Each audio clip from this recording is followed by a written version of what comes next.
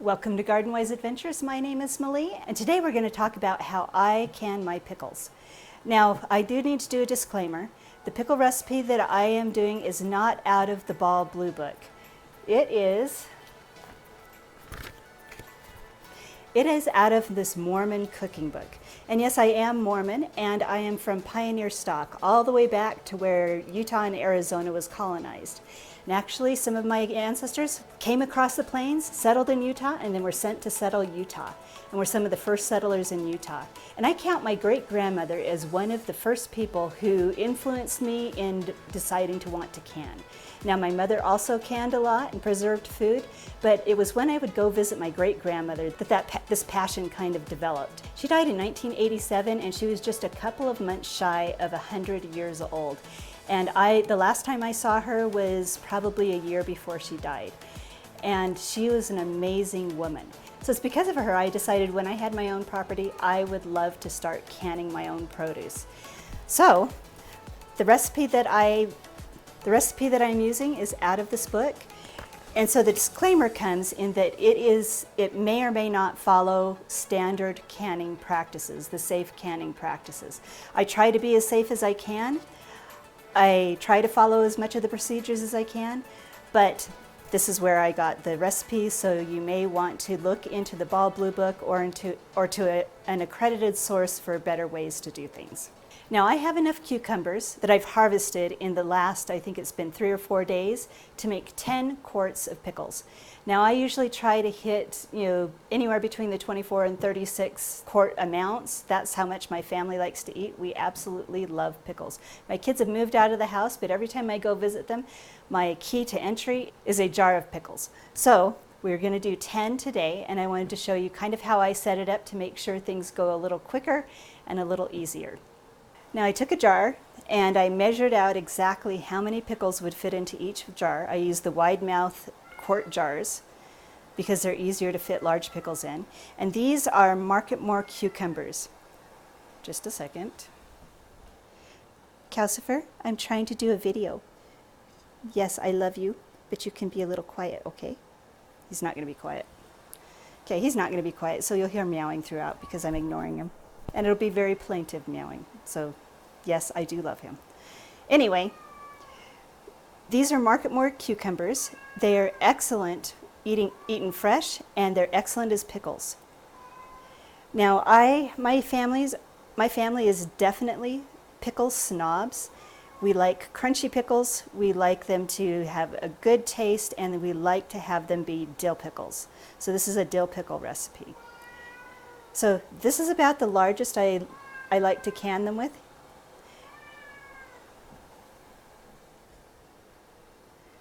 Okay, Calcifer, here.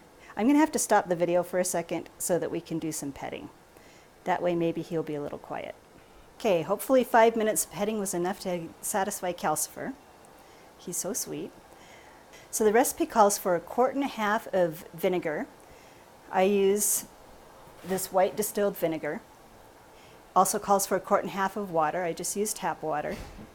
And then it calls for a 1/2 teaspoon of salt, 2 tablespoons of dill. This is dill that I harvested this year.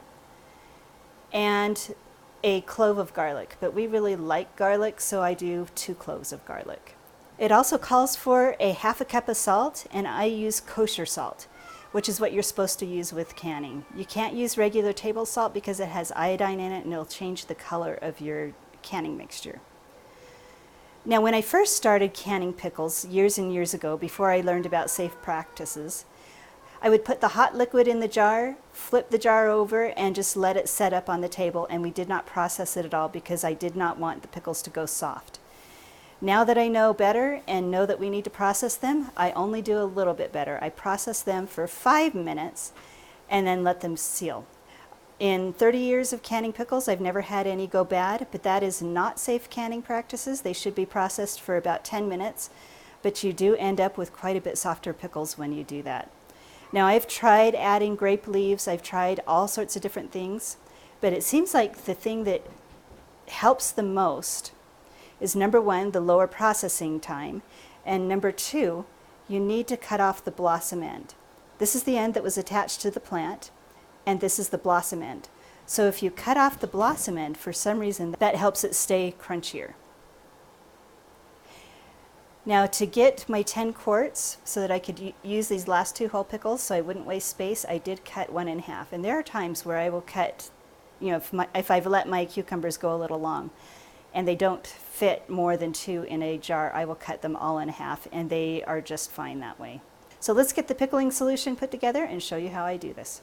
Now I have my jars in my pot sterilizing. This is just the way I do it. I washed those jars in the dishwasher yesterday and did not have the time to do the canning. What I like to do is try to have the dishwasher on its dry setting so the jars come out hot. That way I don't have to put them in the pan to, put them in the canning pot to warm them up. So this is not necessarily to sterilize them because they're already sterilized. This is more to make sure that the jars are hot. Now this is another thing that I do that's probably not necessary. I put my lids in tepid water. That way it softens up the rim. But from what I've heard, with modern canning lids, you really don't need to do that. But I do that as insurance anyway. It's probably not necessary. And here's all of my accessories. I'll use this to pour the solution into the jars. This is my funnel. I use a chopstick to take the bubbles out, and then we've got my lids and my lifter and my magnet. Now I found that my recipe will fill around 5 quart jars, so I'm doubling this, and then we can do 10 jars. Now I think I misspoke a little bit earlier. I said that it called for 1.5 cups. It's 1.5 quarts of water and 1.5 quarts of vinegar. And I'm going to be doubling this recipe because I found that 1.5 quarts of water, 1.5 quarts of vinegar makes enough for 5 quarts of pickles.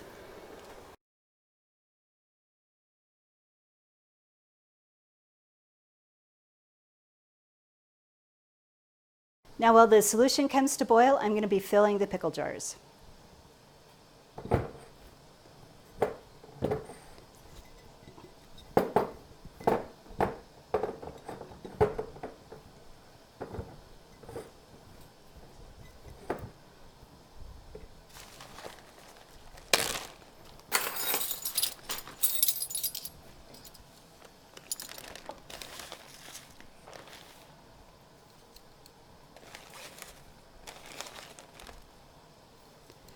So 2 tablespoons of dill weed, 2 cloves of garlic, and all the pickles that I can fit in there. And then I will, once the solution comes to a boil, I will pour the solution over these. Now we've got this up to the boil, it's time to start putting the solution over the cucumbers. So just use my funnel.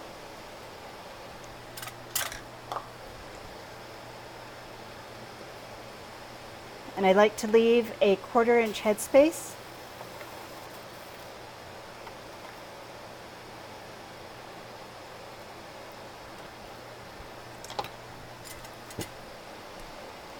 Remove all of the bubbles. Wipe the lid of the jar to make sure that it's clean so that the lid will seal.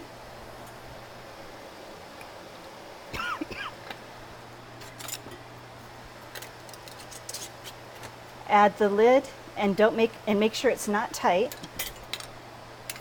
And then we'll stick that in my canner. And then repeat the process for each of the other ones.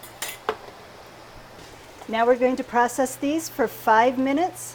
Standard practices would be 10.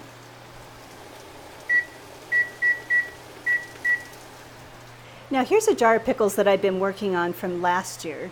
And I just kind of wanted to show you how crunchy they are. They're not as crunchy as they are if you don't process them, but not processing them is not safe. It's not safe canning practices. So this is processed at 5 minutes. Now when you process them for 10 minutes, they come out just a little less crunchy.